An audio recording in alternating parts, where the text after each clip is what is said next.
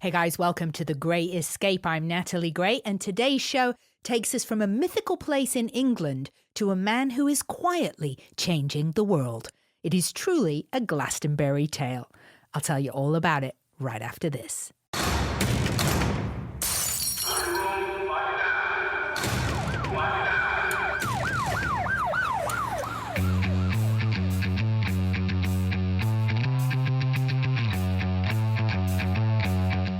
Glastonbury, famous for myths and legends involving the likes of King Arthur and Queen Guinevere, supposedly buried at the island of Avalon, which, as it turns out, is actually not that far-fetched, given that water levels at the time of King Arthur could have been significantly higher, thus easily creating an island out of what is today an unusual hill known as the Tor, a hill claimed by many to be the burial grounds of the Holy Grail. Well, that's all very nice, but I was in Glastonbury to interview sound healer Tony Neck, which is an excellent episode, by the way, so definitely check out episode 31, Vibrations of Tesla. After the interview, I go check out the local shops, and I happen upon a little shop tucked down an alley, and on the wall, just as you go in on the right, is a display of small bottles. Dozens of glass bottles, all backlit, kind of like those classic bottles of Chanel No. 5.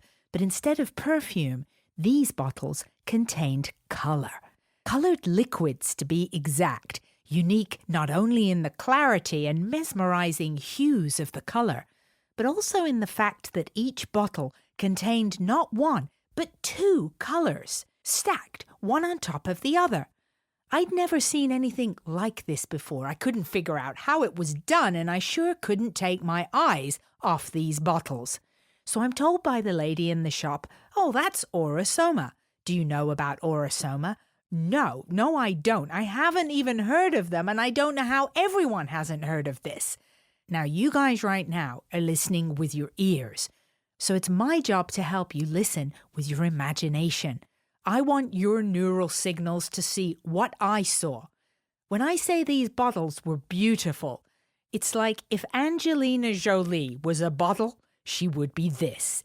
If everything you've ever seen that was truly beautiful, every flower, every landscape, your child's face, your dog's head resting on your lap, the hand on your shoulder of someone you trust saying everything's gonna be okay. If those things could be bottled, then this is what I was looking at. It took my breath away. I demanded an explanation and was told Aura-Soma was the creation of an elderly lady named Vicky Wall, the seventh child of a seventh child, who was kind of possessed one night to get up and create these bottles in her makeshift lab. Oh, and here's the clincher. She was blind. Vicky Wall was blind. These magnificent, colorful concoctions had been created by someone who was blind. Then the lady in the shop, Tanya, said, "I can give you a reading if you like." A reading with bottles? And I learned that Aura-Soma is much more than pretty things to gaze upon, that color is a language spoken by our unconscious selves. It bypasses our busy minds that are crammed full of academic learning and online passwords. Color is understood by the soul, and as such, Aura-Soma is a self-selective therapy, a tool for healing and self-growth, although, of course, no claims can legally be made about healing. But I'm told that by word of mouth alone, Aura-Soma is now in over 50 countries and used very much for therapeutic purposes. My mind was exploding. I wanted a reading. I wanted my soul to pick some colors so that I could get some insights into what the heck I'm doing here. So I set about scheduling a reading with Tanya, who, by the way, had strands of metallic silver woven into her hair. Frankly, a great bonus, because if I was going to get a reading, it was going to be done by someone who had sparkly shit in their hair, because this was Glastonbury, and that's how you roll. So, I'm told to pick 4 bottles from the display, just whatever I'm drawn to.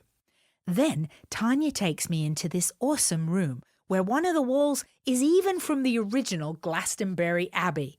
A piece of history, and it didn't even cost extra. What happens next in this room is a lot of crying by me and then even by Tanya, who empathetically connects with me, because apparently the bottles I picked gave me away.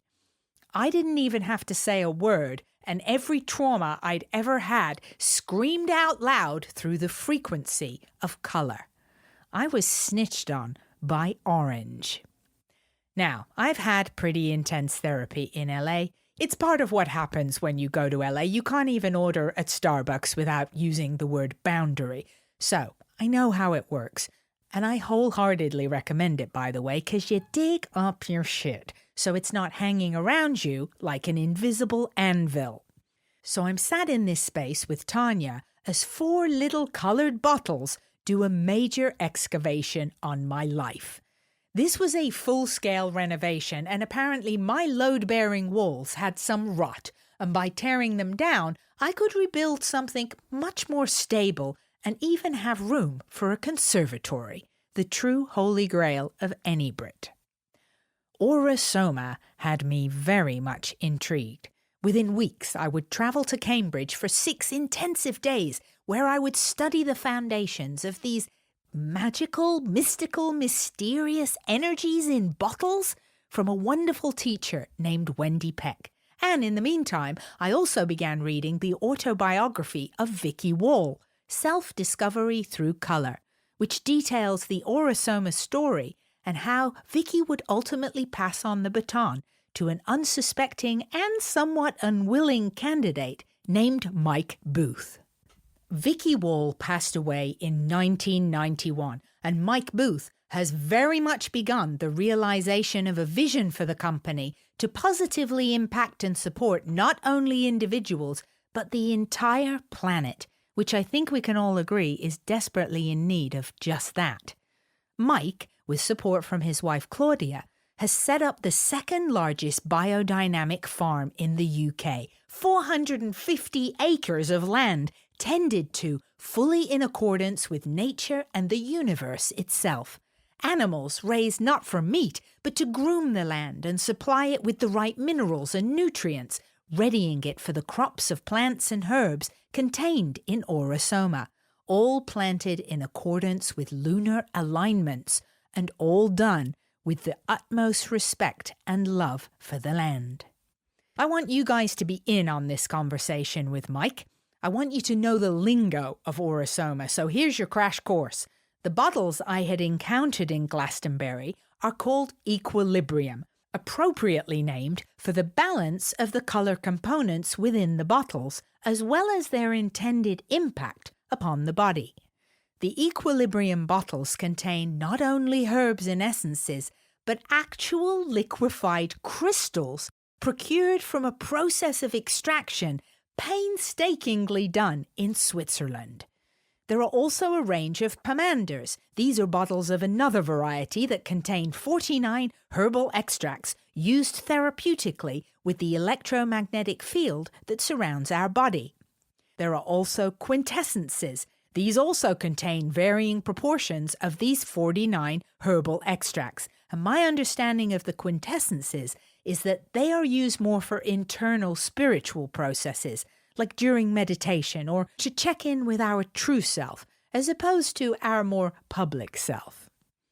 This interview takes place in Tetford, Lincolnshire, England, home to what is now the global headquarters of Aura-Soma. It's a beautiful, warm and inviting house called Dev Aura.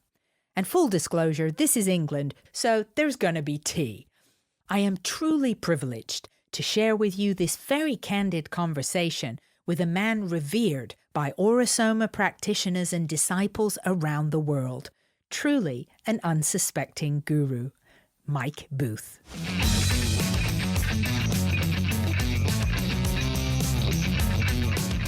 I don't know if you want to sort of wait for your tea to come, or if you want to start. It depends on if you mind having an interruption. No, It doesn't not bother really. me. We're No. pretty relaxed about everything. Good. You look very smart. I've just been with lawyers. Okay. I don't normally look like this. I was going to say, for a farm, somebody owns a farm. Yeah, basically, I'm multi-role. There's lots of different parts of my role, and the teaching, the running the business, principal of the academy, all of the lecturing and stuff. It's very multifaceted. Yeah, I truly want to start at the beginning. We heard a little bit about you from Kate on the farm tour, that you used to be a shepherd in Scotland. Yeah, I've done lots of different things. Part of what happened to me when I went to Scotland, I went up there to paint, and I had a sort of transcendent experience while I was painting landscapes. Yeah, Here we go. We've got our tea. Excellent. Give Janet a little space to come in for a minute. Aura-Soma tea service, very professional. I don't do it With Janet, with very spiritual colours. Thank you. That's lovely. Thank you. Oh, and biscuits. She bought biscuits. Yeah, shortbread. I won't be having biscuits during the interview, but knock yourself out, Jason. Mike, if you want a biscuit, we can edit it out. Later. So you've done lots of stuff. So you were up, you were the shepherd. Yeah, so I went up there and I was painting in 1972. And basically this transcendent experience meant that I couldn't any longer sell my landscape paintings because they were no longer landscapes. They'd taken on this circular form. Wow. Because of this experience between the sea, the land and the sky. And the circularity of them meant that they were no longer commercial. So I had to turn to my second kind of string, which was pottery. That didn't really provide for a family of 2 young children because I was just at the beginning of that. And so it was a difficult point. The laird who owned the cottage that we were in gave me the opportunity to work on the estate and to do various things, one of which was to look after 1,000 sheep. Wow. Did you sort of greet that with open arms? Very much so, because I was very interested in Steiner's work. I'd been reading Steiner, and to have the opportunity to put some of the anthroposophical things into practice was just, like it was what a gift at that point in time. I have to ask you about your experience, because I also had a very life-changing experience in 2012 that turned me in a whole new direction. What happened? What happened? I was painting on a private beach that belonged to the estate that I was living on, and it was a canvas which was, very large, sort of, wall size, 6 foot by 4 foot. And I was doing a landscape that was commissioned, which was basically just a seascape, beach and sky. And in this particular bay, there was a peninsula that came out into the sea. And just where the sea, the sky and the land met, at that point, it was like a boat had come round the end of the peninsula. And this little light, and I thought, well, that's strange, why does that little light look so bright there? And I focused on it, and then I stood up, and then it was not there. And I thought, sat down again, went into carrying on concentration, painting, and it got brighter and brighter. And I thought, well, the only choice is to paint it in. And then, it turned into a flower in the middle of this painting. So that was the first mandala that I painted, which was 1973. And it was the beginning of one after another unfolding, which is still going on today. I still exhibit my artwork. So I just had a retrospective in Tokyo and the year before in Milan. So, that's still going on. Yeah. But now it's a little bit more recognised. 73, nobody was interested in them at all. So in 73, people saw the flower on the ocean and thought this was a defective painting. Exactly. And they wanted a lower price on it. Yeah, that sort of thing. Right. So that's how that happened. And, it was all at the same time as I met my meditation teacher, and began going up and down to London to visit him. And he began me in the Zen tradition all around the same time. And where was he in London? How did you happen upon him from Scotland? Just friends at college, and said, you need to meet this guy, and so I did. And it was very formative. He was an actor, and he basically had a lot of experience with meditation. He was a Stanislavski trained actor, so he was working with inner dynamics, He'd taken that into the Zen tradition. So he had this lovely combination of being a clown and a Zen master. And it very much appealed to me. I spent 10 years in training with him in black robes, and then now I've had sort of 30 years in white robes with Vicky. 10 years training in meditation. Oh my gosh. I mean, you must have almost vaporized. Yeah, so I was also earning a living at the same time. So it was as a layman. It wasn't, I didn't become a monk or anything. It was very much, I was in the middle of family life as well, And back then, I'm assuming this is still the 70s. England just doesn't strike me as a place that was very much into that sort of thing. It was about the same time in Scotland that Chogyam Trungpa was starting Samye Ling, the biggest Tibetan Buddhist centre in Scotland. And of course, there were a lot of things like that beginning at that point in time. Findhorn's beginning and so on. So you didn't find resistance with your own circle of people that you were in? Yes, I did. Basically, every step of the way, I would say. Was it hard down at the pub? Well, yeah, basically, I played billiards once a week in the local pub in Argyll, and, there was definitely, kind of scepticism from the fishermen and so on, but, that was minor compared with when I met Vicky, and I was reasonably successful in various little ways, and kind of gave up that success to be with her when she offered me a job with no income and 4 children in private school. Wow. And was your main income, it sounds like you've been a nice combination of entrepreneurial. You're doing the pottery, the paintings, and the mandalas. Was that your source income, or did you have a more traditional job as well? No, I've never worked at all. No, I've always enjoyed what I've done.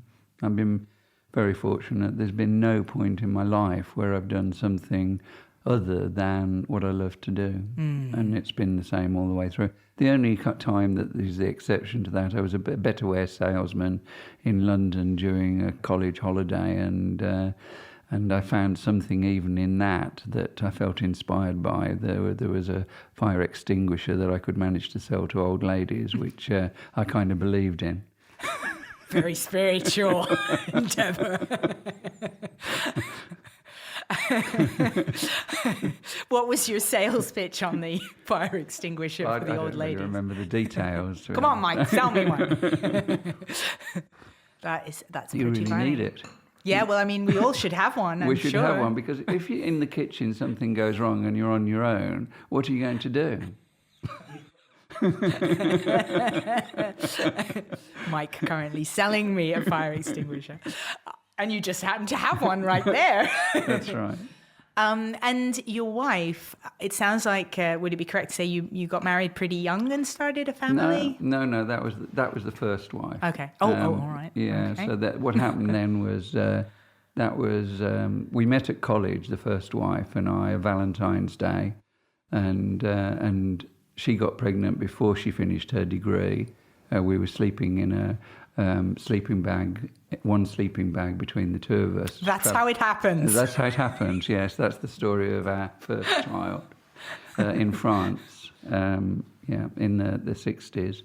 And then, the second one was 1980. And that's the one that was introduced by our respective meditation teacher.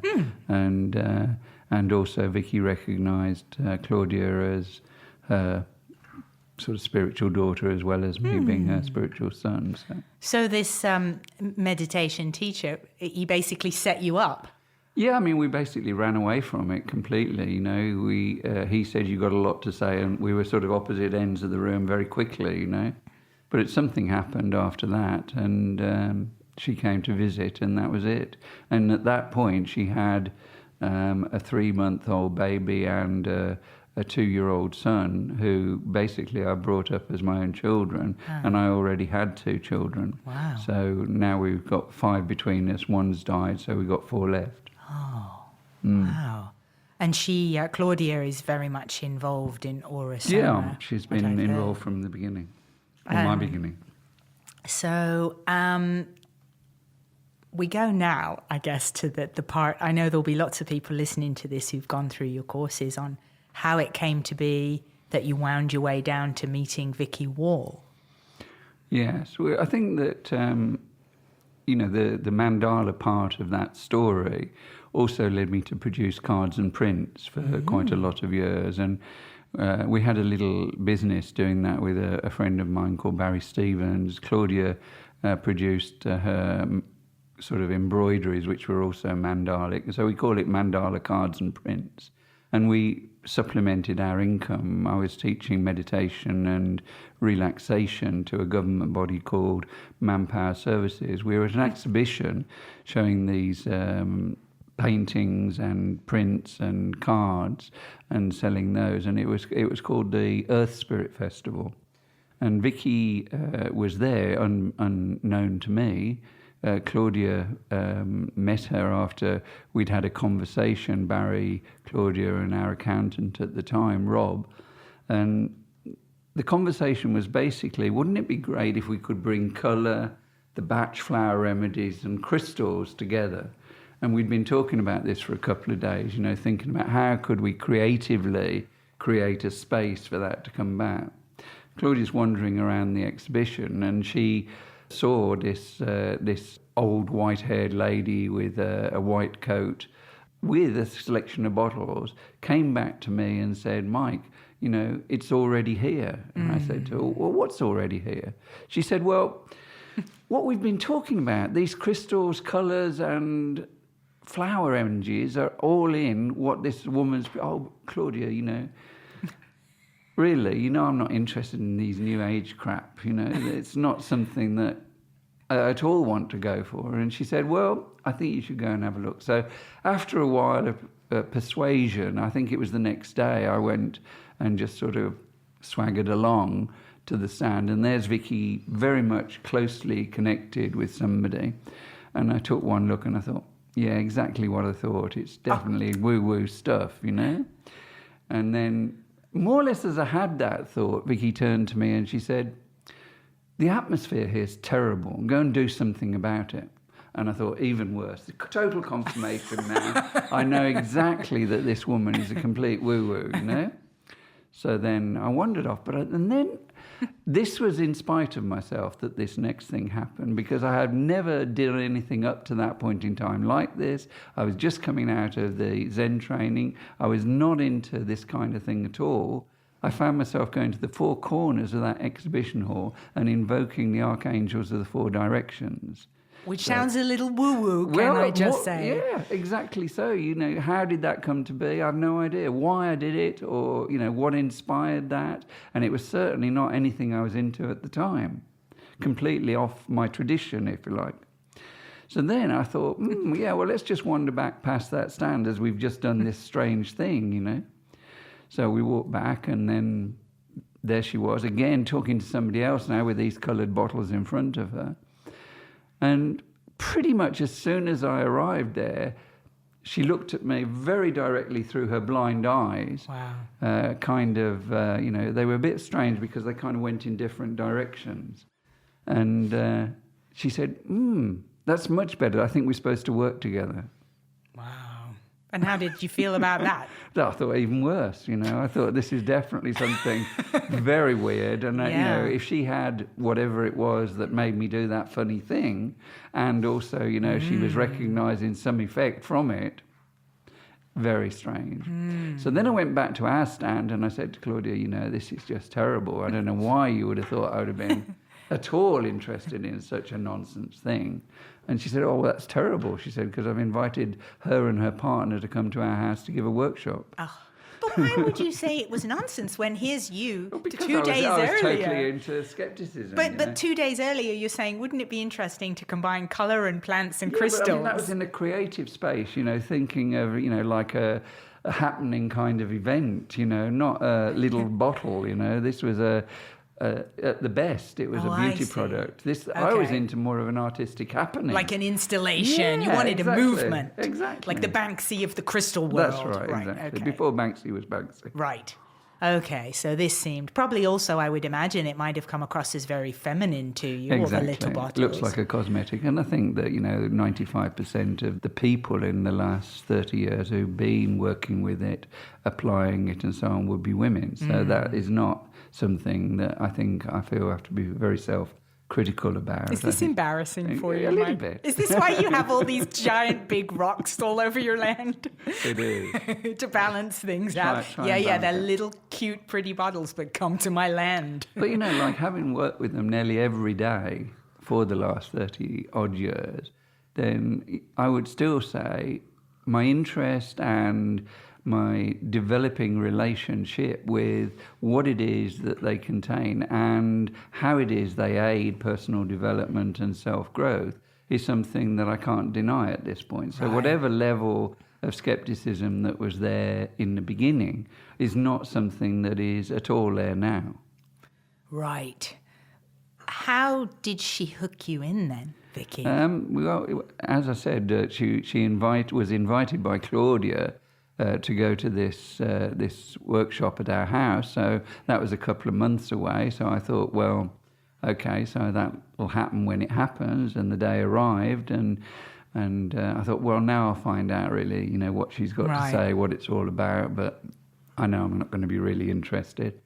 And then, we sit down with 25 or so people, friends and some not, who'd come from all over the place. One of the first seminars that she gave in the south of England. And where was this? This was near Glastonbury. Okay. Yes, we lived on the belly of the dog and the mouth of the dragon in the zodiac. And not at all New Age, not I can at all. see. No, not at all. That was all coincidence. Right, got the it, of reason course. that I knew about that was because of an American writer called Richard Leviton who wrote Galaxy on Earth, and he stayed as a lodger in our house writing that book. Oh. So that's how that came to be. It wasn't, just we ended up there. You weren't dousing your way for an apartment? No. Okay. So then she turns up, and then she begins the workshop, and she says, does the Pamanda and the little meditation. Oh, they're not too bad. And then she said, now we're going to begin with red. What do you know about red, Mike? And I thought, oh, well, I'm here to sort of listen to you, Why are you asking me, sort of thing? So, I sort of dredged up what I remembered from art college and, sort of blah, blah, blah. And she said, yes, And then what do you think about orange?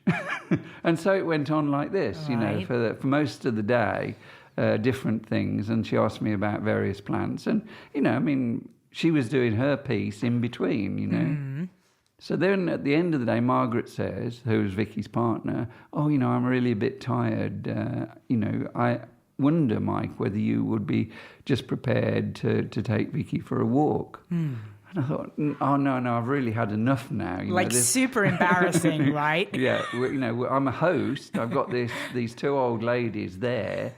It was one of those situations where, I am English. You've got to do the English thing, being a host. You take the old lady who wants to go for a walk, even though she's blind. You've never walked with anybody who's blind before. You know that outside that time of the day, in the countryside, living next to a cattle shed, there's going to be cowpats all over the road. And she's got little white shoes on and white trousers. Oh, dear. So that was the situation. So we go for our walk. We sort of dancing between the cowpats, and I'm holding her arm, trying to guide her.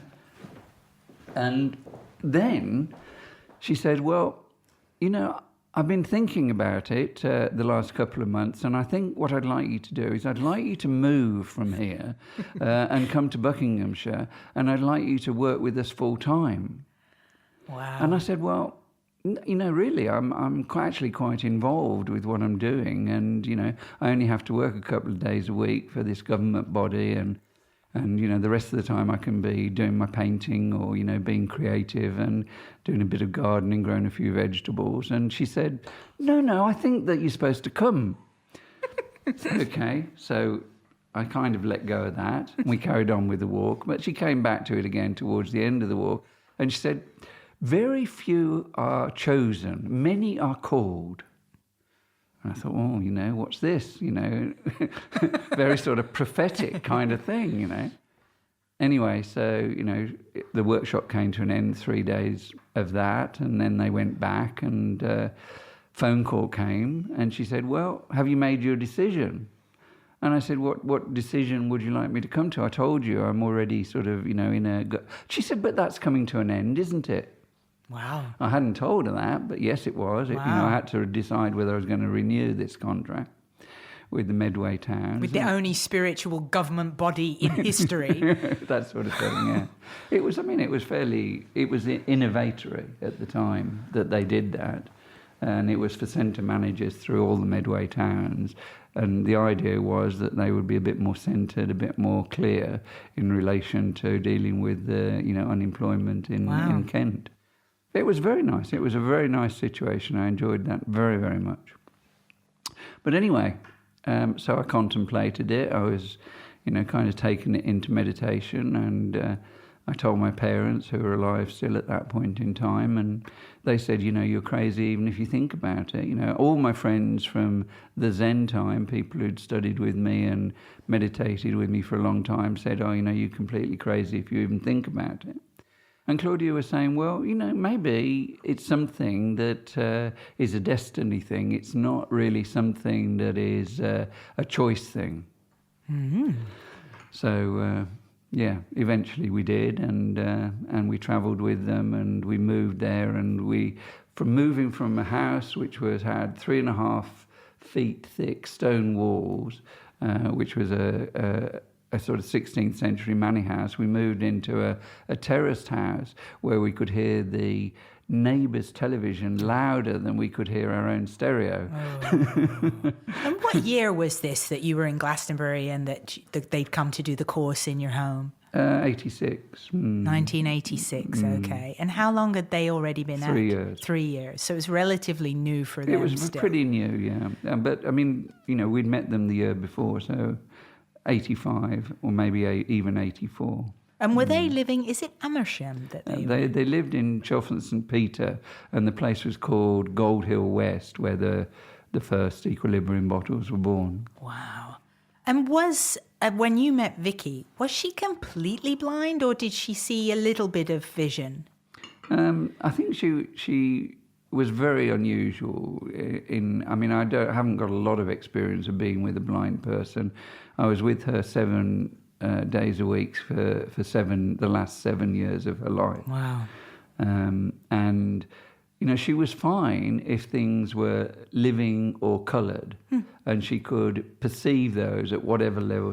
Tarmac or anything black was like a complete emptiness to her.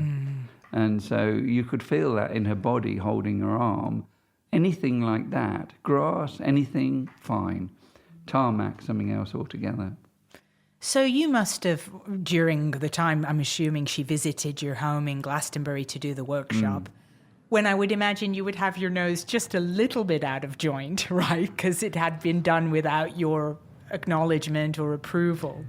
I think that, I hope that I've expressed that correctly. I'd say more than a bit. More than a bit, right, okay. You was a little knocked, right.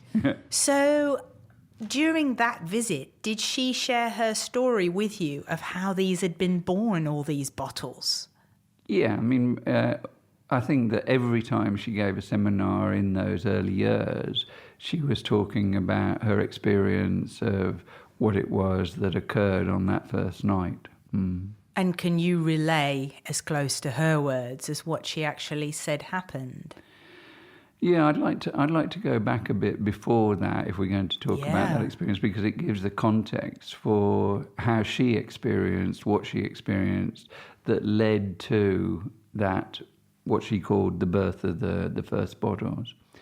So basically she'd had 2 near-death experiences in her life, and then came the third, which was a massive infarct. She lost, effectively, at that point in time, 60% of her heart muscle. She was in an oxygen tent, and she heard the 23rd Psalm as though it was that this was final. She really was believing that she was leaving her body. It was something, having had a Jewish Hasidic upbringing, she really believed that this was it. She was saying goodbye to her body, no uterus, no female organs, diabetic, heart finished with, many, many different things, blind, not able to carry on her profession. All of that, so she felt, this is the end of that body, I'm off to meet my father. The whole father thing is another peculiar thing, because, in the 7 years I spent with her, I could not distinguish in the way she spoke about father, whether she was talking about God or her physical father, who she hadn't seen since she was 14 years old.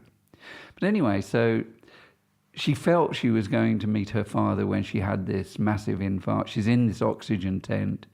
They've got her wired up and everything else. She hears the 23rd Psalm. She's heading towards the light. The light is very, very bright in front of her. She's feeling an incredible sense of relief. Out of this light, this being appears. The being is like a light being. Generally in workshops, when she talked about this story, she called this being an angel. To me personally, on the walks that we took, and I questioned about it many times, she described it as a space being, but she felt too embarrassed to talk about it. Oh, I like space being way better. Go for it. From now on, it can be a space being. Yes, in a silver suit. Oh, even better. And as it was that this being came towards her, she felt this sense of elation, release, and all of those things. And then the being spoke to her. Where are you going? And so she said, I'm going to meet my father. So the being said, but it's not your time. You haven't done what it is that you came to do. And Vicky felt completely deflated, completely, as she described it, like this was a disaster. So she began to argue. She was very double Leo, She was very, very fiery person. So she argued with this being, and eventually the being won the discussion. Vicky was turned round and she went back to the oxygen tent. The surgeon or cardiac surgeon who was dealing with her said to her that it was one of the longest flat lines he'd ever brought anybody back from. Wow.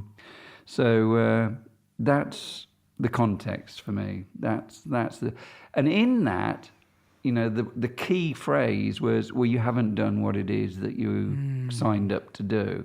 You didn't fulfill your contract, and that was why she was being sent back.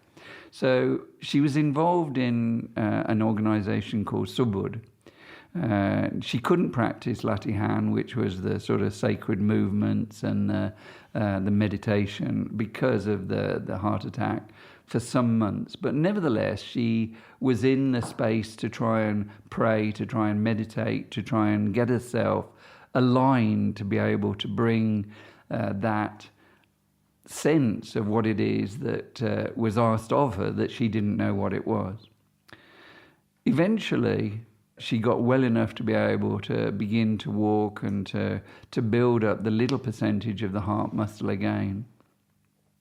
In that context, with the prayer and meditation, eventually she received this message one night when it was that she was lying there trying to sleep. Go divide the waters. And her response was very genuine. It was, but I'm not Moses. What are you asking of me? And it was very much like this is an impossible thing. I'm blind. I've got, no heart and all that.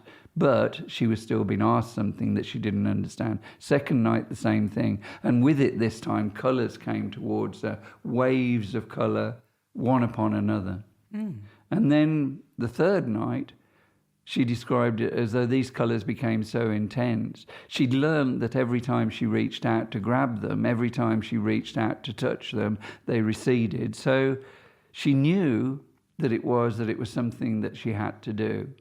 The only thing that she could feel to do, or the only thing that she was given to do was to get up and go to the little laboratory in her ex-housekeeper's house where she kept some of the essential oils, some of the colours from her days in the pharmacy.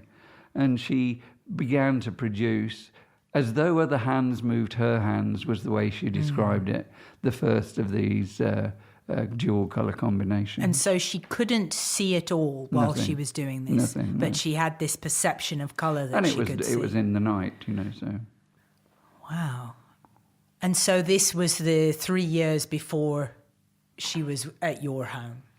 So it's fairly recent. Really. Yeah, timing-wise, I think end of 83, I probably met her in 84, and probably the workshop was in 85 or beginning of 86, something like that. And so what did you think when she told you this story, or when you saw it in the presentation in your house? Because you're so sceptical. Very much, and very manly. Very much so. Yeah, definitely scepticism and conscious mind, very much in unbelief, very much didn't know whether to trust her, but something inner-wise told me something different, The still small voice, I would describe it as, took me to the place of, I didn't really have a choice. When Claudia said to me, well, maybe it's a destiny thing, there was already something that was niggling at me that it was not a choice thing. And I would imagine Claudia was getting along with her very well, I would Not imagine. really, no. Oh, no, even Claudia wasn't. And yet she still encouraged you to go out and work with her. Yes, and that's another peculiar thing. They didn't particularly get on terribly well. What happened there? What happened there was Vicky was not an easy personality to deal with.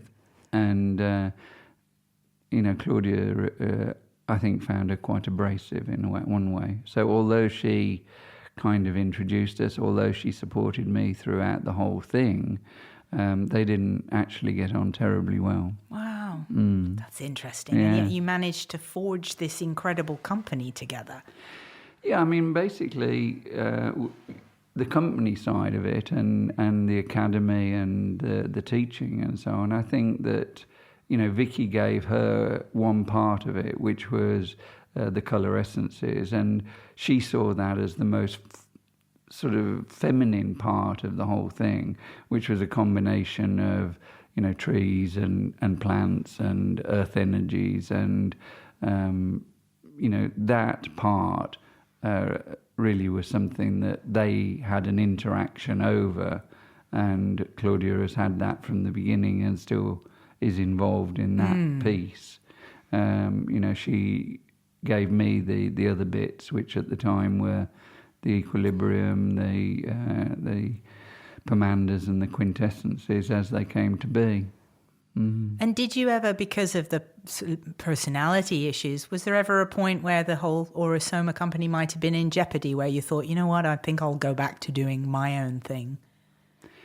When Vicky died, and I was standing in the little laboratory, which was a garage at the time, just down the road here,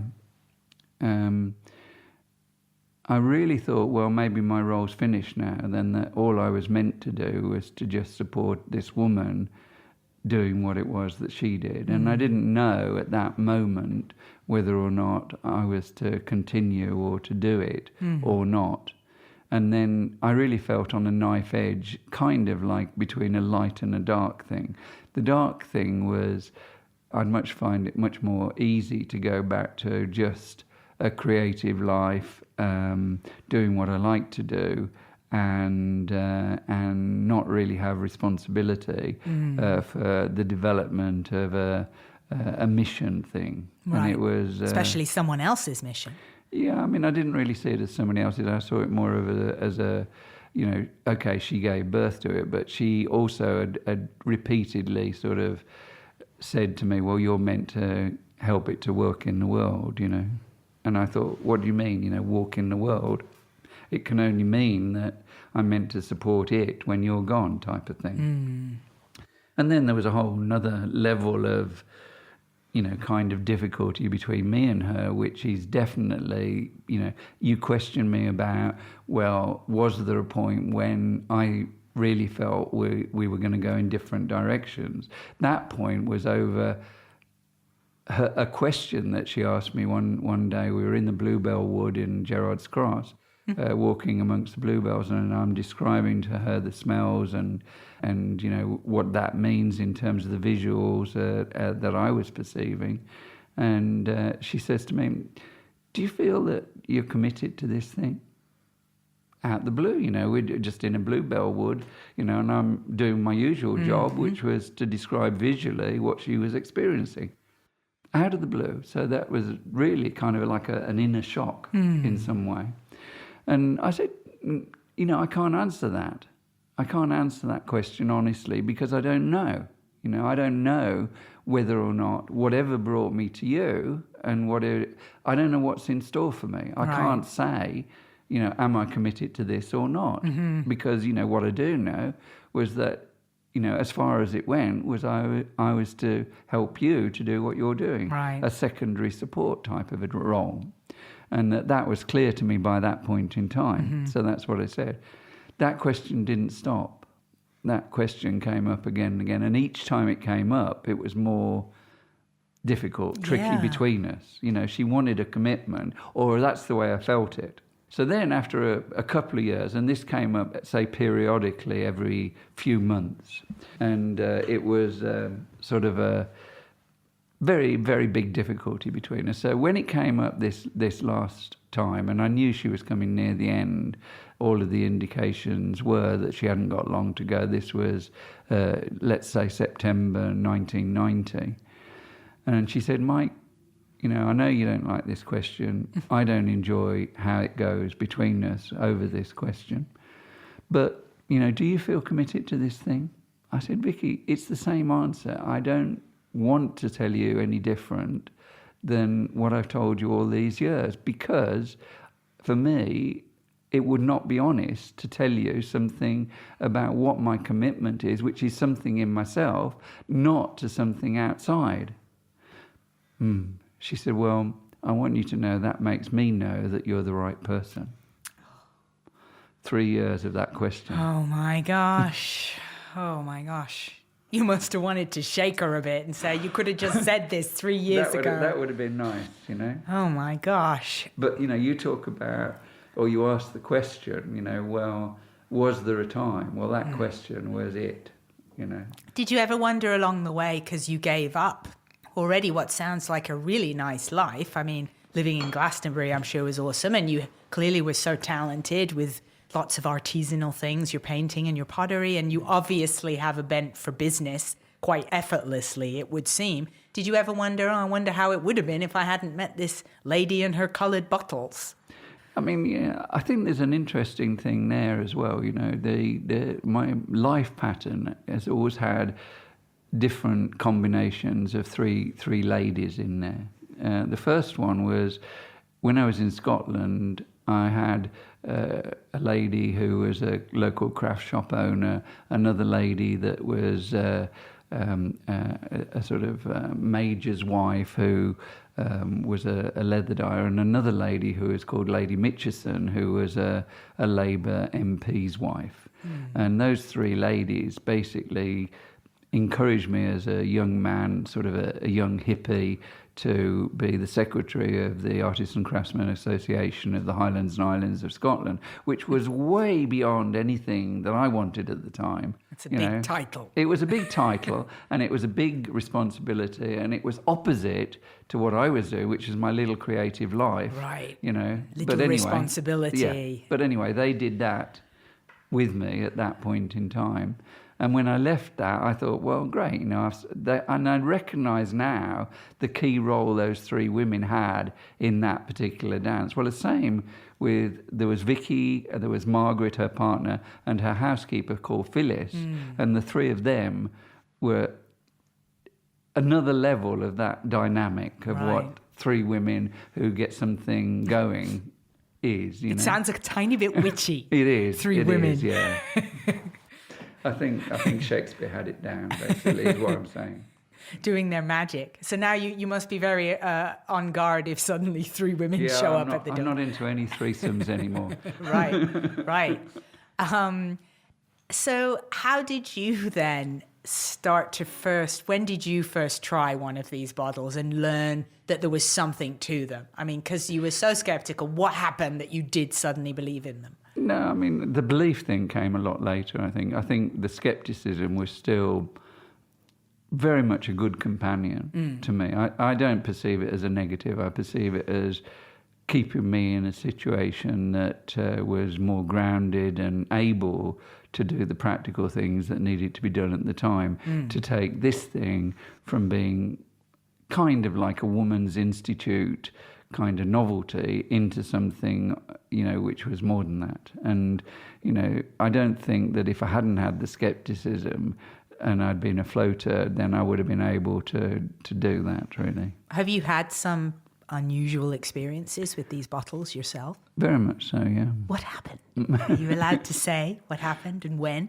Well, I mean, just the making of them. She said to me at the commencement of the after the 43rd bottle, one morning after we'd been on the walk with the dog, and it was a very bright morning and very beautiful day.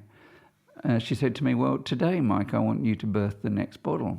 And I mean, that was something I hadn't envisaged at all, nothing that I kind of had within my scope at that point in time. What I felt was, it's something that you do, it's not what I do. That's right. Went down into the lab, stood there, wondering what was going to happen. And, literally, as she described it to me and in her book, other hands moved my hands, and I made the first colour. And then, even then, I didn't know when it was that it came to be, whether that was a real thing or whether that was a fantasy thing or what it was. I was still, very sceptical about it. Maybe she could have been hypnotising you. Whatever. Yeah. Whatever. And went back upstairs, showed her it, and immediately I walked in the door with it. She said, oh, the guardian angel's born. And I thought, well, that's interesting. Why would it be that is like that? So then, basically, she had me birth all of the bottles up until the moment that she made the transition. So I think because she wanted to know that everything was on track kind of thing, I know this from painting myself for pretty much lifelong, that when there's a zone that you get in, as with any creative things, I think even stand-up comedy and music, where almost you are a medium for something else coming through you. Was it a very similar thing from you? Because you'd already done your paintings and your mandala, was there a familiarity to that process? Yeah, I mean, the closest analogy that I can have to the experience, and you're not far off with what you're talking about. I think I'm really accurate. Really? Well, yeah. Yes. I mean, I no idea what your experience is at all. I only have Just say I'm right. Just because I don't have two women behind me, I can still do everything. Possibly so. Yeah, the thing when I was a potter was, I used to do what's called production throwing. So you make maybe 150 bowls and they're all the same. But suddenly, in that process of centering the clay with your hands in the earth, with the water on the earth, suddenly something happens. And you feel the joy or the bliss or the kind of serenity that you're graced to be in the position to watch that thing happening, unfolding before you, which is not anything to do with ego, it's nothing to do with yourself, it just happens through you. And then there's that pot on the shelf, all of the other 149 are there, but somehow that's got a little thing, and you think to yourself, well, what is it about that one? And it's recognizable when it has its foot done. It's the same kind of vibe. And then it goes into the kiln and the glaze takes differently. And when it comes out of the kiln and, it goes into the studio and it's the first one that sells. And, you think, well, how is that? How do I get myself into that space where it happens through me rather than because of me? Right. And like you say, like sometimes it happens in painting. For me, the whole of what happened to me since 73 with my painting, I would describe that way, because they've all happened as a sequence that has unfolded on an inner journey rather than an outer journey. But this, in a three-dimensional world, is what happens when a bottle is born. Right. And many, many different things come together. And all I am in the midst of that is the witness watching it happen. Right, yeah. I've definitely experienced that with my painting. In 2001, I had an awful depression and pretty much wanted to end it all. And I'd completed a big wall mural, actually a reproduction of the Sistine Chapel in LA. And I'd written my note. I knew how I was going to make my out. And I had all these paints left. He was thrown to you. He wasn't around then. He was thrown to you after that. No, he was still years off. I had to fend for myself. But you'll appreciate this, I had all these really expensive paints left from my mural project. And I was like, I haven't always had the opportunity to work with really expensive paints. I'm not going to waste them.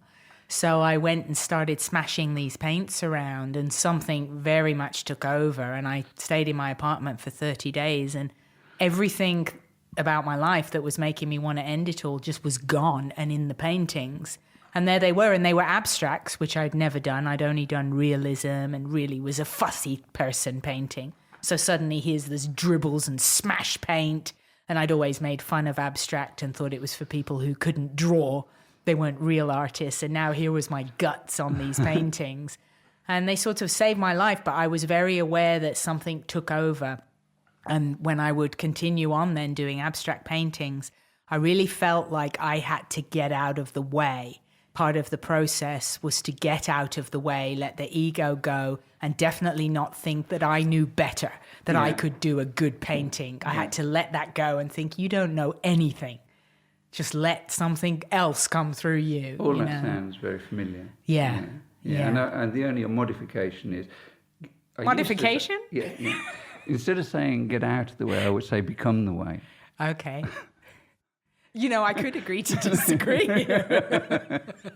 Become the way. Well, that's quite nice as well, and has a ring of importance to it.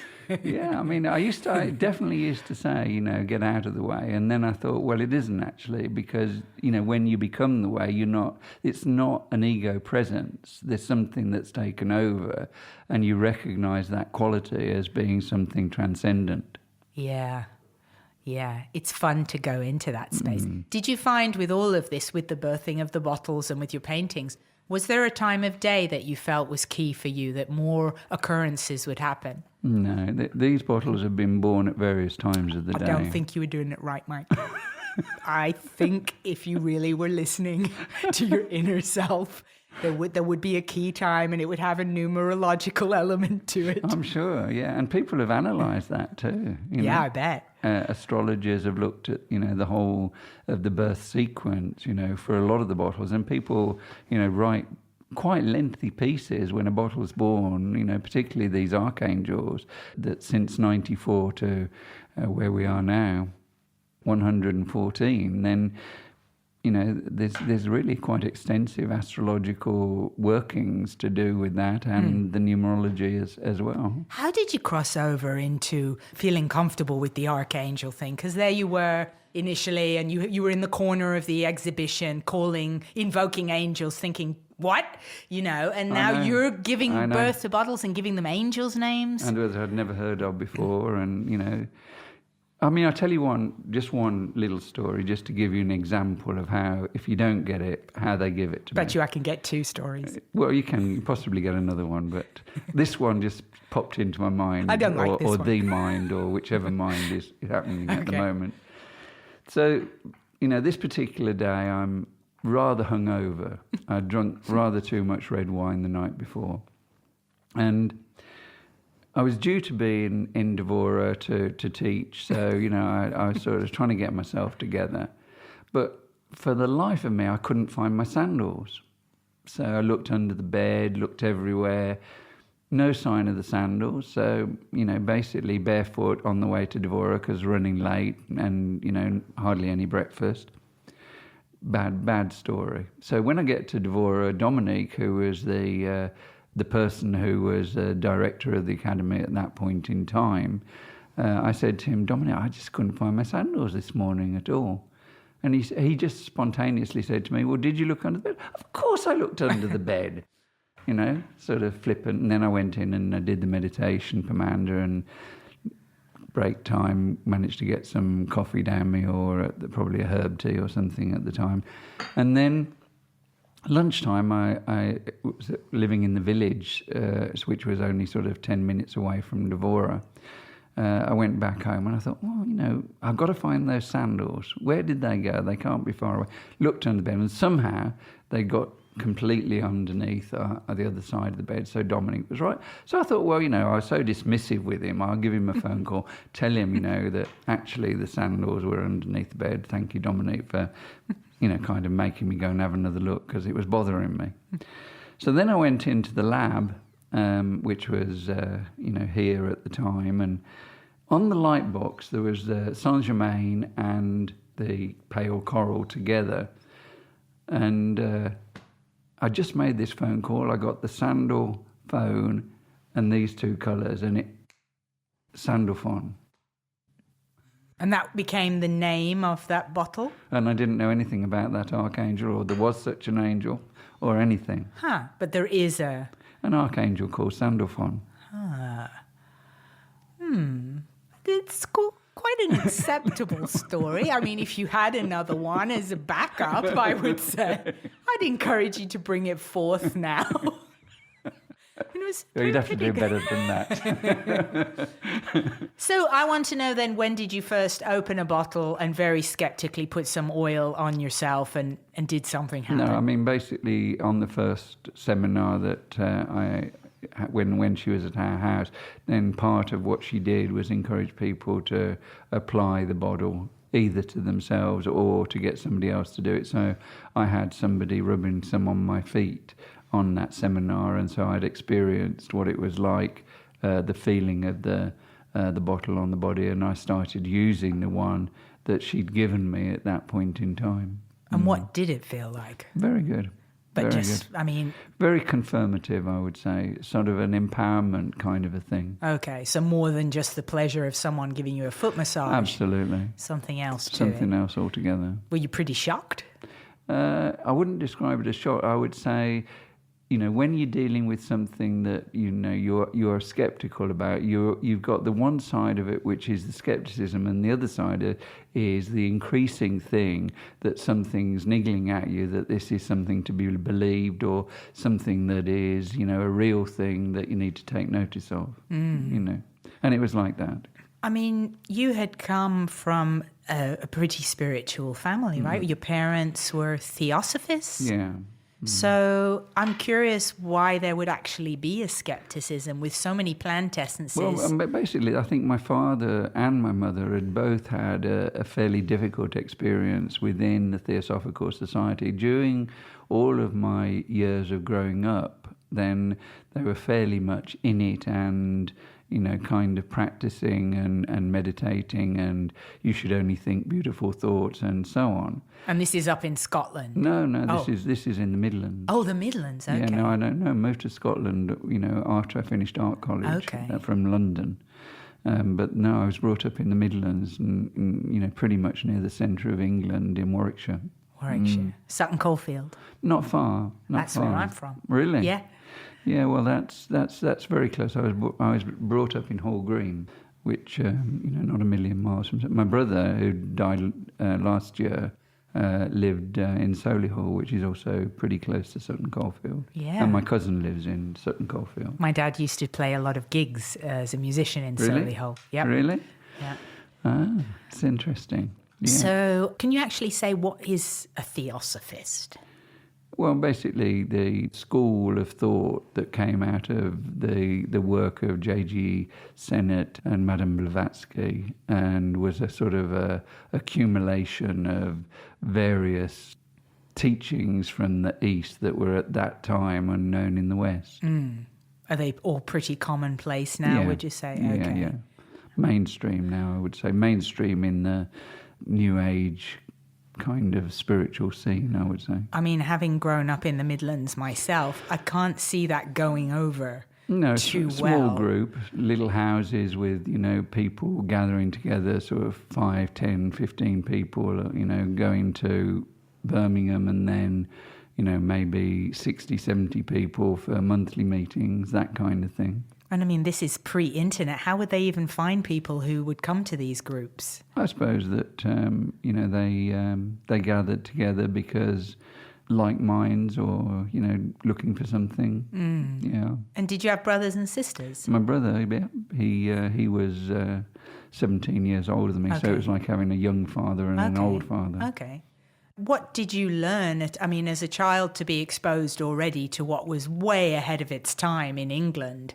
What sort of stuff were you picking up that your peers weren't picking up? And what latched onto you that you thought, I think there might be something to that you wound up then in Glastonbury?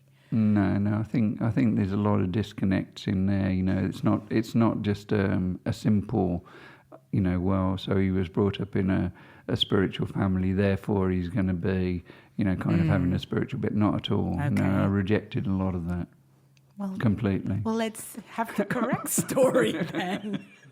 I don't claim to know your life story. I've only just met you. Well, I don't know how intuitive you are. Oh, a challenge. Well, you're wearing a purple tie, so clearly a very spiritual colour.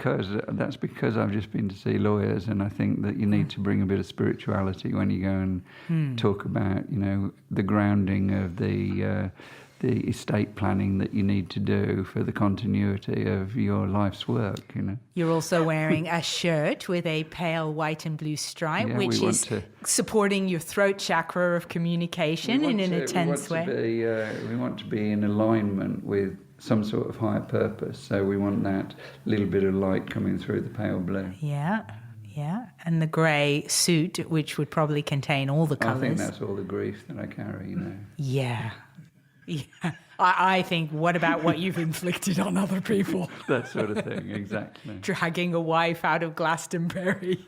And when you went to work with Vicky, did she actually say that you weren't going to be paid for a certain period of time? 2 years, yeah. Well, how did you even do that? How could you possibly leave with children and go take a job that you weren't earning money? I mean, was Claudia working and we were doing consultations at exhibitions, and we were getting, some money from that, but we just weren't paid through her directly. So, it wasn't until the second year that she began to offer any kind of remuneration for the day-to-day work.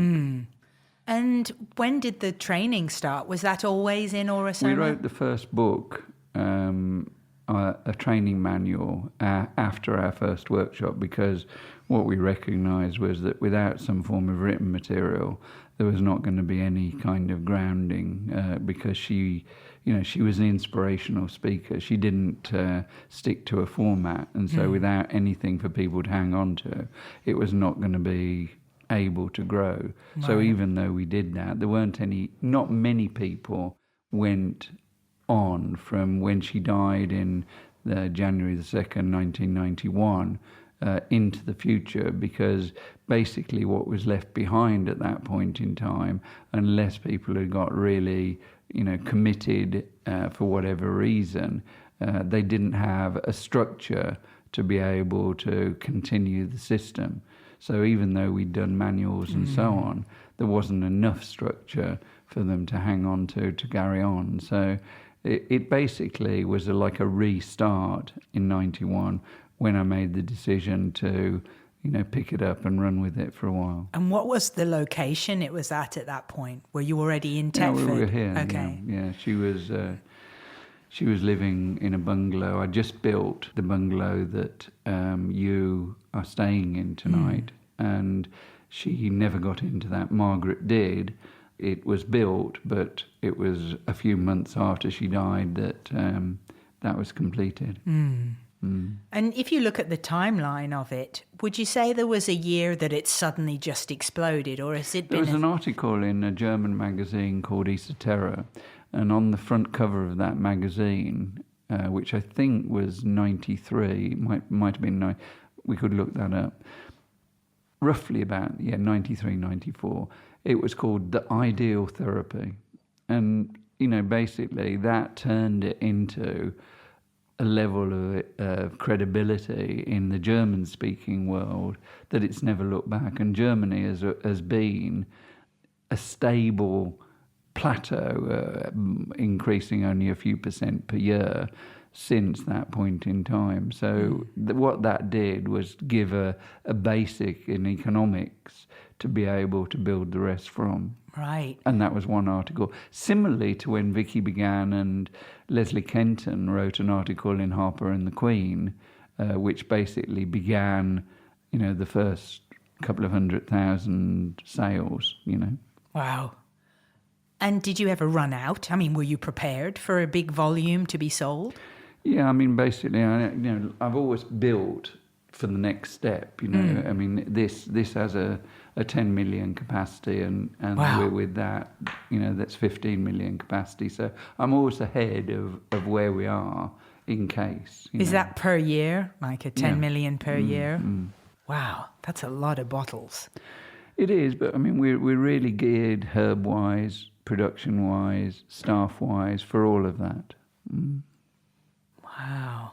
Oh my gosh. And why do you think that it's mostly women that are drawn to it? Because I think women are waking up more at this point in time than men, and I think that they recognise it more easily because of its association with, it looks a little bit like a cosmetic, then, the whole thing is much more palatable to a woman than a man at this stage. Maybe you should make a manly bottle.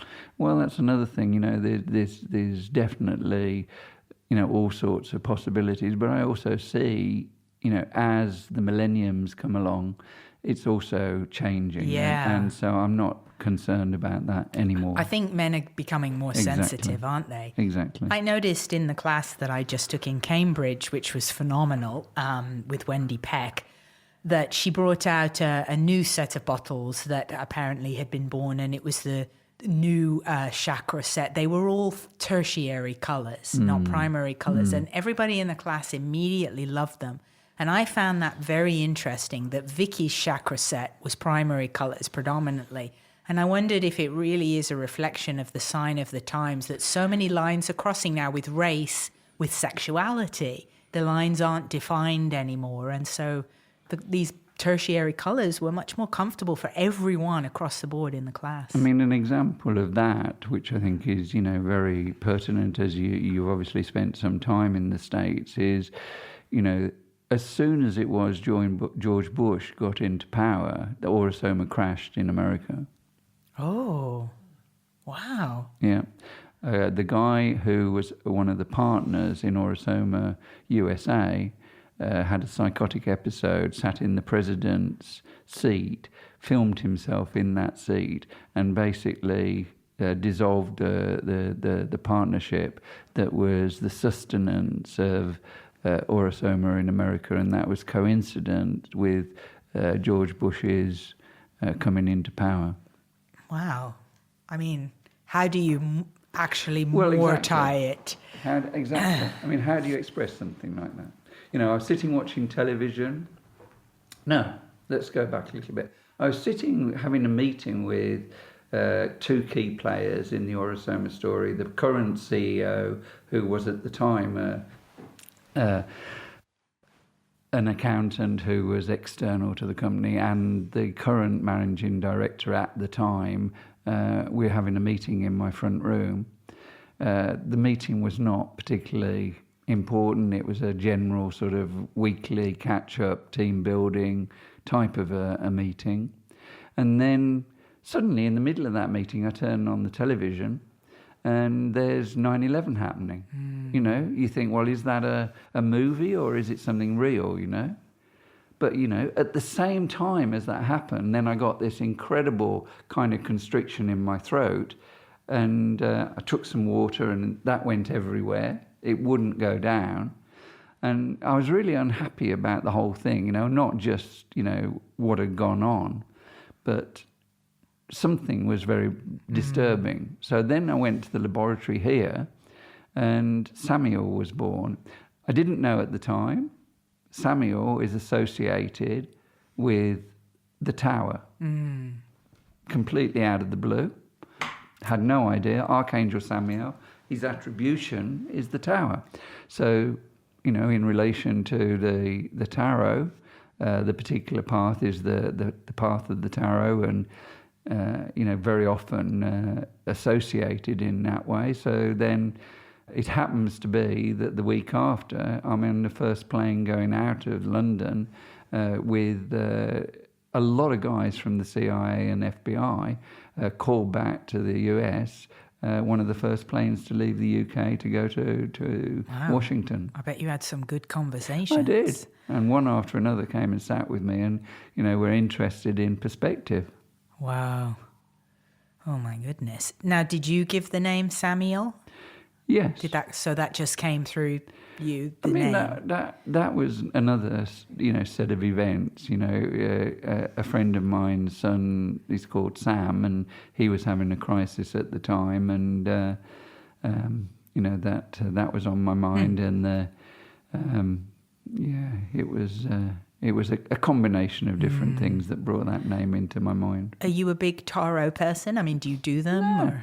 not really. No. No, I hadn't a great experience. I mean, I've designed in cooperation with two artists. They did all the drawings and the pictures. I didn't do any. I just had creative input via the bottles. And, the biggest book I've written was on the tarot. But, I think, I've been actively involved in the design of 2 packs at this point and thinking about doing a third. It's funny that you don't actually do them. It doesn't sound like you're, No, I don't actually do them. No, okay. Do you give actually the readings with the bottles to people? I used to do. Yeah. Yeah, but I stopped because I felt that, part of training the teachers was I didn't want to be in a situation where I was an authority that everybody would want to go to. I wanted to empower them to do what they could do and sort of step back from the one-to-one thing. Is there a bottle that you feel is your bottle that you most identify? Yeah, very much so. Which one? Number one. Oh, number one. Yeah.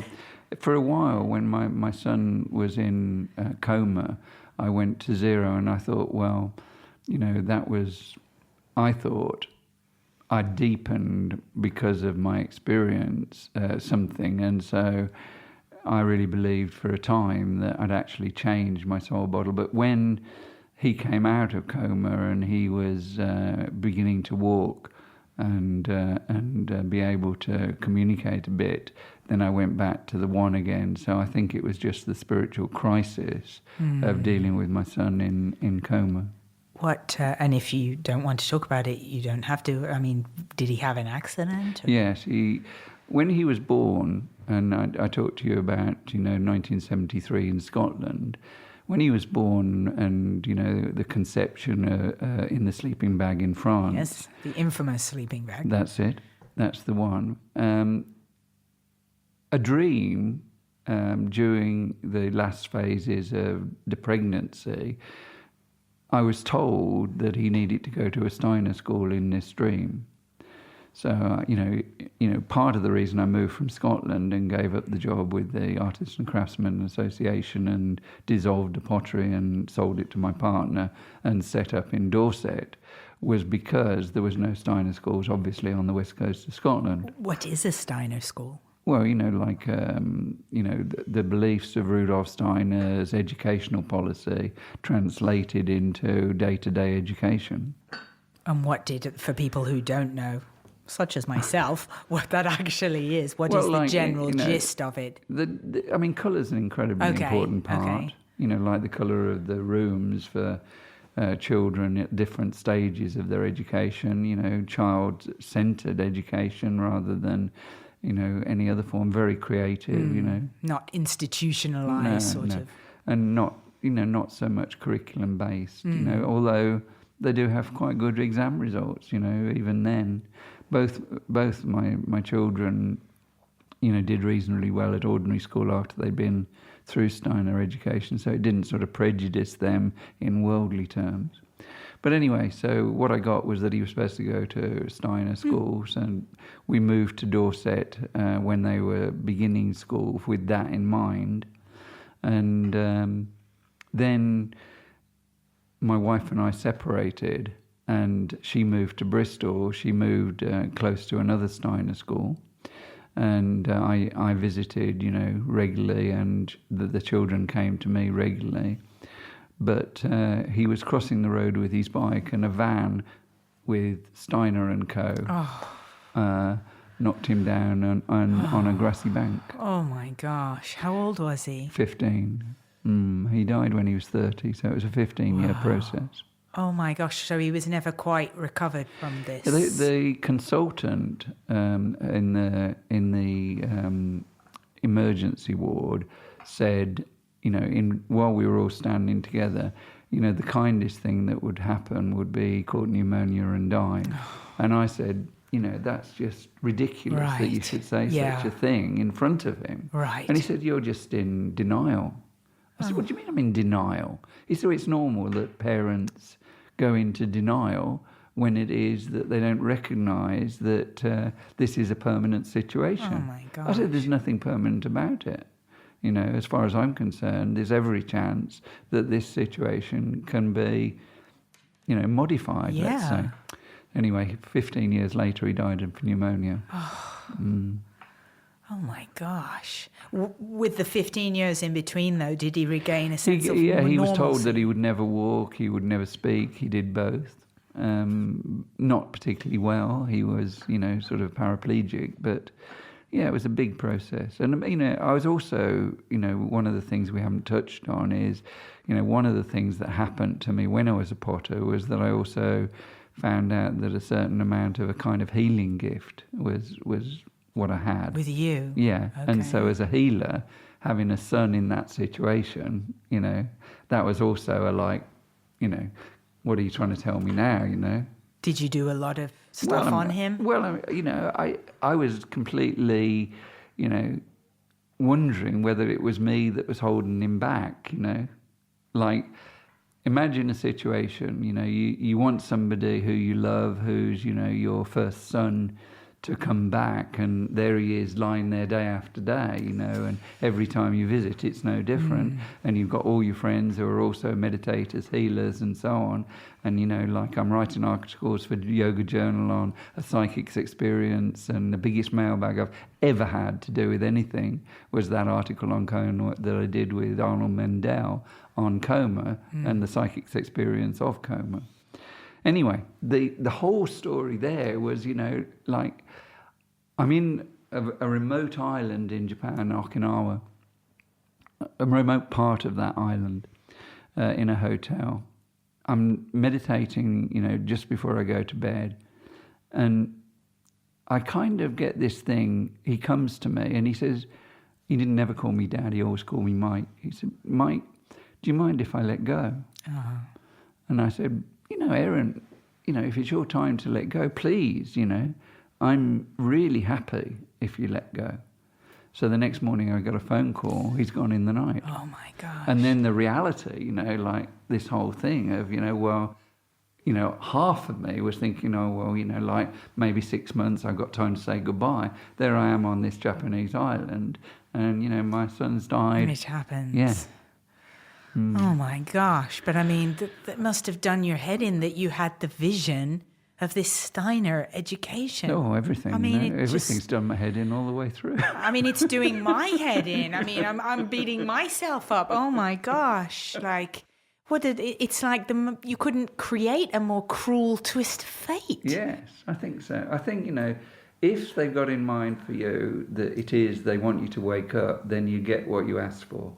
And I mean, when I was a young artist, I really wanted to wake up. That's really what I was asking for. And it was a fairly regular thing. And I think I got it, So, I mean, what was the upside then of that experience? What did you get?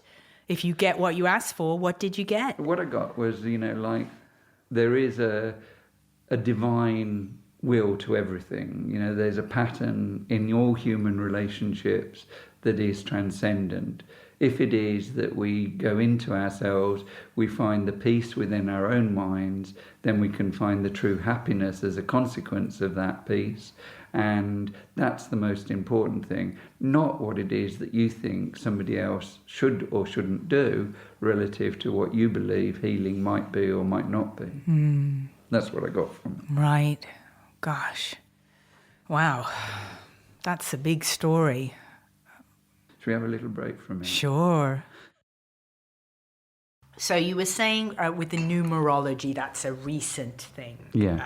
And Are we starting again now? well, I guess we might as well. I'll re-ask you about, I'm curious about the numerology element and if that's something passionate the reason that numerology came into the system was very much in that little shop in Gold Hill West.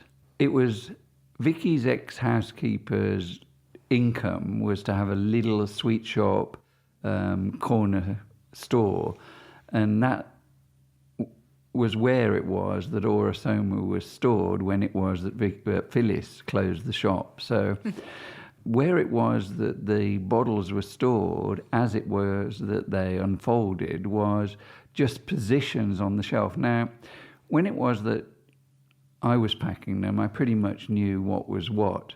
But we didn't have numbers on the top of the bottles, but what we did have was numbers on the shelves so that people didn't, if people ordered a violet over pink or a pink over violet, then, we would know by where it was, whether they referred to it as violet pink or pink violet. We didn't know whether that was up or down, if you see what I mean. So, but we did by the number. So the numbers evolved purely by where they were on the shelf. Identification. Yeah. So there was no more significance to it than that. Well, there's going to be a lot of people right now reeling over this. So now, years and years later, we realised that actually the order and the sequence of the bottles was very significant. Yeah. And the sacred language of number and colour is actually very, very similar. I've looked into some of the meanings of number over the last sort of 15 years, gone into that, from an arcane point of view, and found out that actually the numbers in the bottles and the colours in the bottles speak to the same thing. Yeah.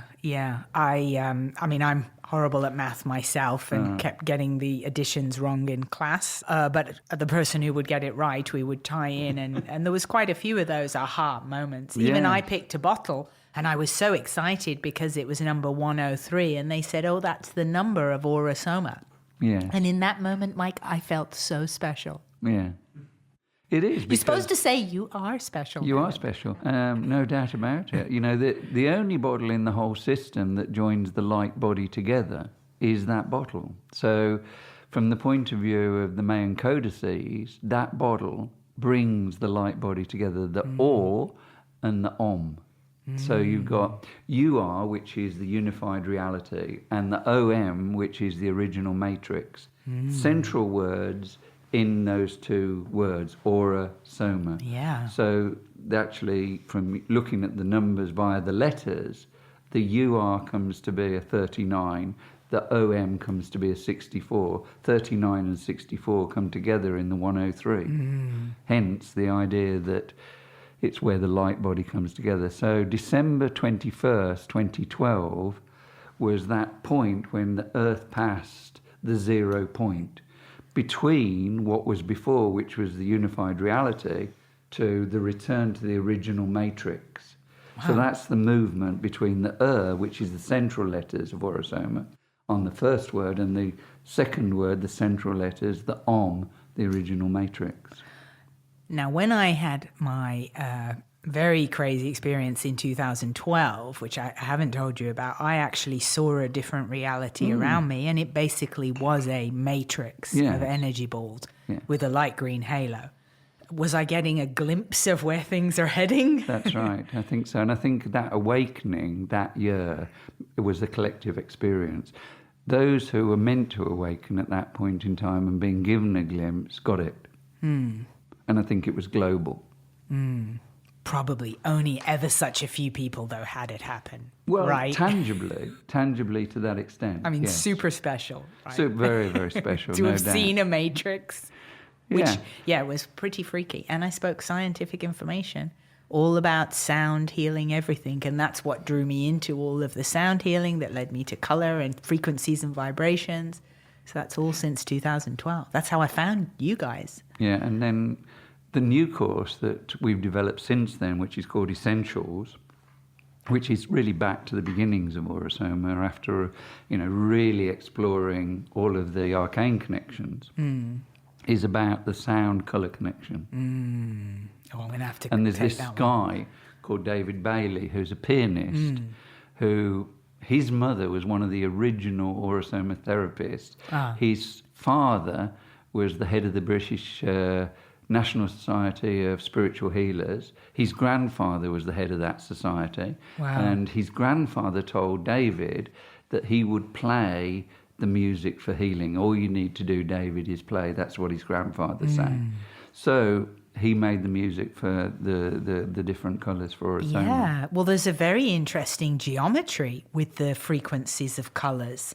There's some great YouTube videos. You just have to, Google them with the numbers and the shapes and the frequencies and the notes, the solfeggio scale that all boil down to the colors of the rainbow. There's some incredible stuff where you go, whoa, hang on a minute. Yeah, it's very much so. And I think the Egyptians were very hot on all of that. A lot of the culture that was lost at the demise of the third Egyptian period was the end of the colour temples, when that sound-colour connection was lost. And the first thing I did after Vicky died was I took 70 people down the Nile to visit the colour temples of Egypt. And I didn't know what I was doing at all.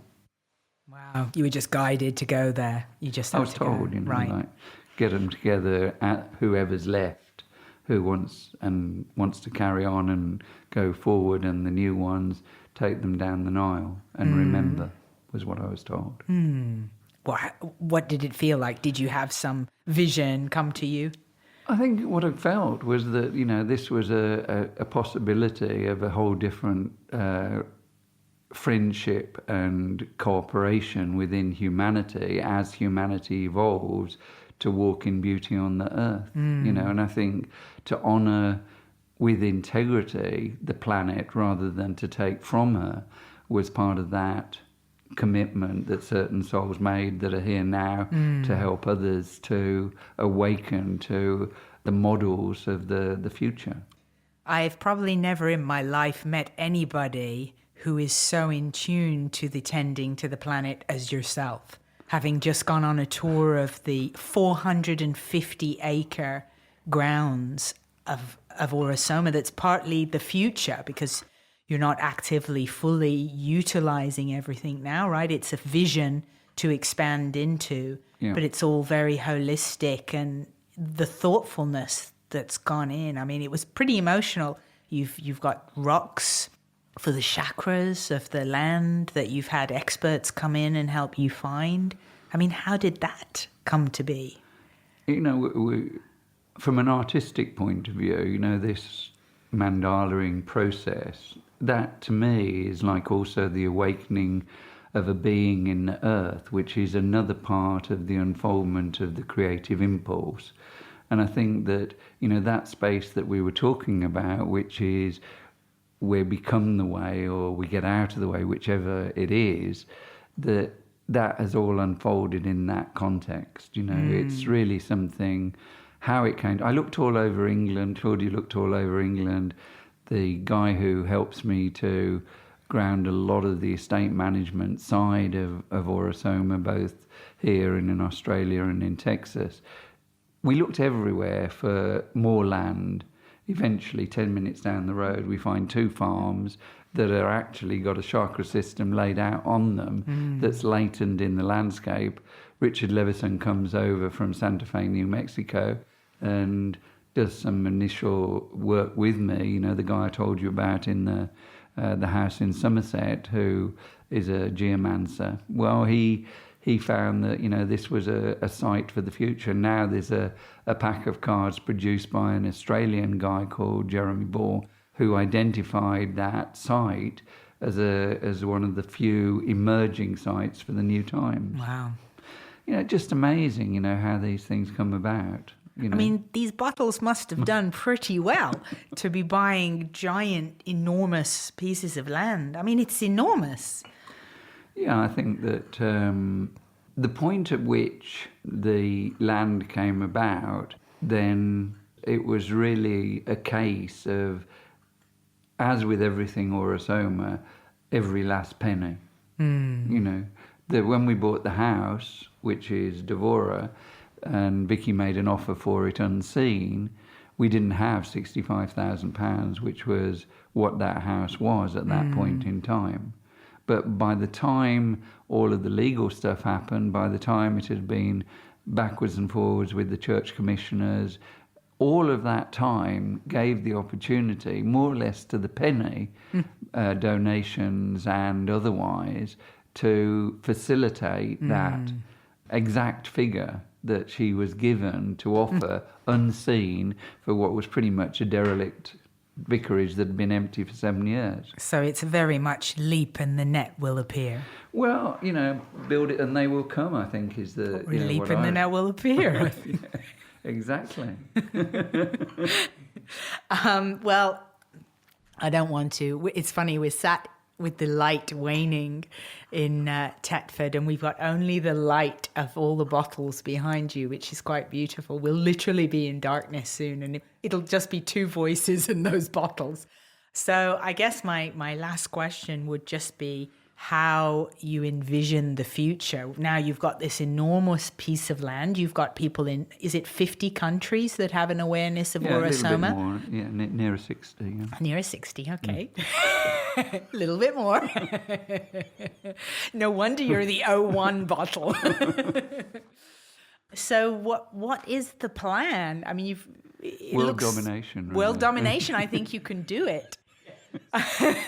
And you've got a good set of apostles. I've met loads of them, and they're so happy to be working here. They're so committed to work in tune with the land and with the animals in a way of real understanding. I'd really like, depending on how you feel, but I would really like you to do an interview with Sean, the CEO of the company. Okay.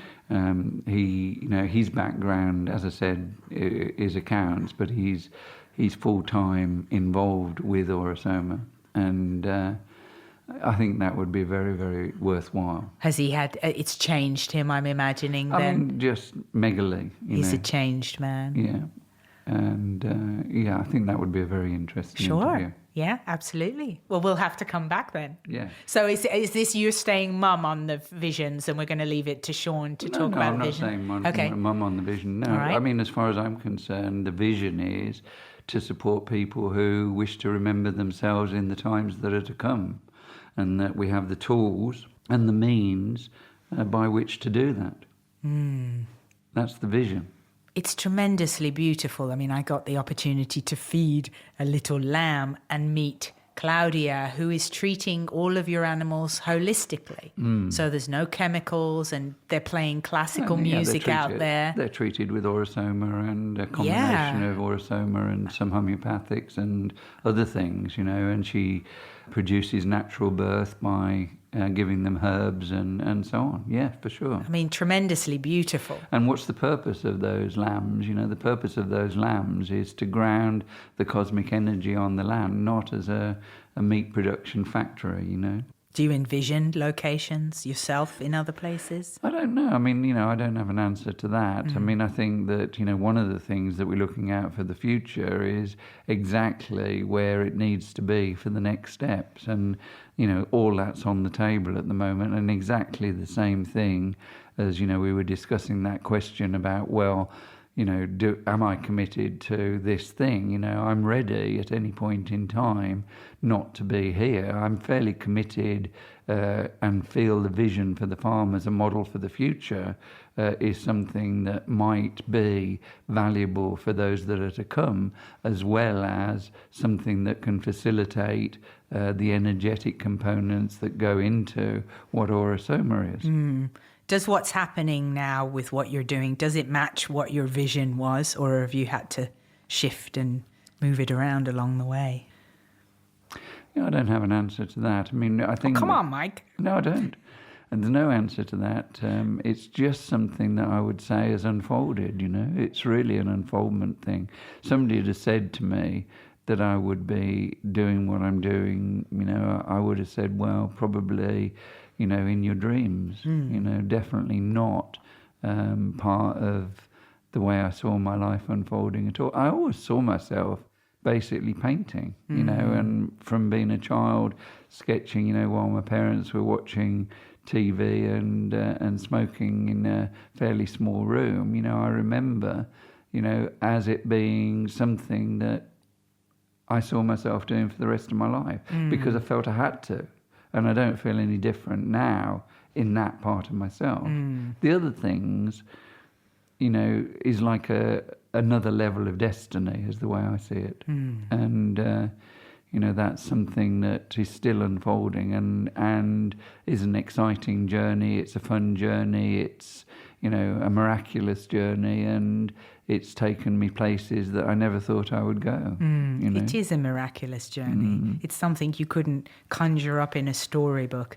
Well, I'm going to allow things to come to a conclusion as you're now backlit, like one of those witness protection movies. You're backlit against, is it 114 equilibrium bottles? With the zero, 115. 115 bottles, right.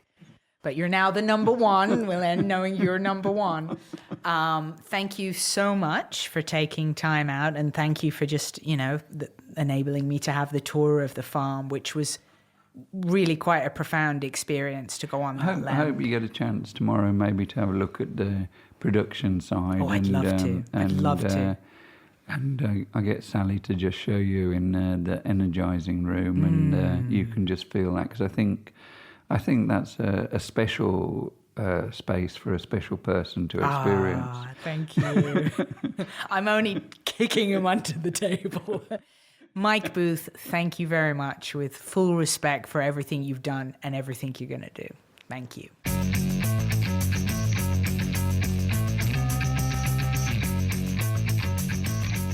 Thank you again to Mike Booth, Goodness Trailblazer.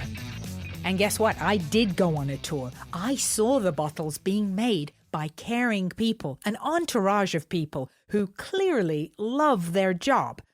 I got to tell you, I was blown away by the thoughtfulness with which these bottles and the companion products are prepared. And I got to go in the energizing room, where every single item is exposed to a carefully prepared series of frequencies and vibrations involving crystals, movement, and even sacred geometry.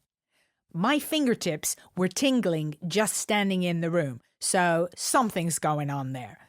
As always, I'll put key links at thegreyescape.com, but in case you're chomping at the bit this very second with your smart device, it's aura-soma.net. I also stayed true to my word with Mike and have already returned to interview his CEO, Sean Sargent, so that's going to be coming soon. In the meantime, thank you guys, as always, for listening. I really hope you can check out Aura-Soma somewhere near you and see what you think. Can these bottles that look like precious jewels hold the power to help us tune into our true selves without the distraction of the personalities that we've all devised as our protective spacesuit for our lives? Let me know what you think at thegreyescape.com or facebook.com/thegreyescape, where you can also write to me personally. Happy hurtling through space on our big giant rock, people. Science has shown us that what we see with our eyes is less than 1% of what's actually there. So remember, you're more than just your spacesuit. Take care, and I'll catch you next time on The Grey Escape.